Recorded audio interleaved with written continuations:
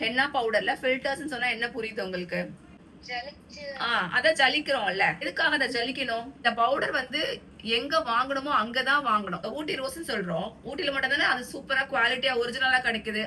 அதே பிளான்ட் எடுத்துட்டு வந்து நம்ம இங்க வந்து பண்ணோம்னா இங்க நமக்கு அந்த ஊட்டி ரோஸ் கிடைக்குமா? கிடைச்சாலும் அந்த குவாலிட்டி எப்படி இருக்கும்? டிஃபரன்ஸ் இருக்குல்ல.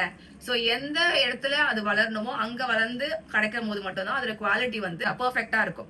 எங்க கிடைக்கும் இது? இந்த மாதிரி டை பர்பஸ்க்காக டிஃப்ரெண்ட் பர்பஸ்க்காக ஒரு ஊர்ல இருந்து பண்றாங்க. நம்ம என்ன மாதிரி ஹென்னா பவுடர் வாங்கணும்? பாடி ஆர்ட் குவாலிட்டி. சேஃபா சைடு எந்த பிரச்சனையும் இல்லாம நீங்க கரெக்டா அந்த மிக்சிங்லாம் ஒழுங்கா பண்ண தெரியல அப்படின்னா டைரக்டா ஈஸியா மெத்தட் என்னன்னா ஒரு ஷீட்டுக்கும் ஒரு மாதிரி கட்டிங் இருக்கும். இப்போ செல்லஃபன் ஷீட்டோட கட்டிங் என்னன்னா பிளஸ் இதுல குவாலிட்டி வந்து நல்லா ஸ்டிக் ஆகும். இதுல ரொம்ப திக்காவும் இருக்க கூடாது, ரொம்ப தின்னாவும் இருக்க கூடாது. சின்னதெல்லாம் வாங்கவே வாங்காதீங்க. நமக்கு எப்பவுமே எப்படி இருக்குன்னா ஒரு டேப் நான் இப்ப எடுக்கிறேன்னு வச்சுக்கோங்க. டேப் இப்படி எடுக்கும் பொழுது நான் இப்படி ஒரு கையிலேயே ஹேண்டில் பண்ணணும்.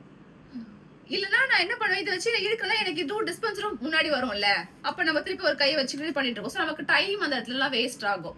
ஓகேவா? சோ அதனால எப்பவுமே இந்த டிஸ்பென்சர் எப்படி இருக்கணும்னா வெயிட்டா இருக்கணும். பாட்டம் வந்து வெயிட்டா இருக்கணும்.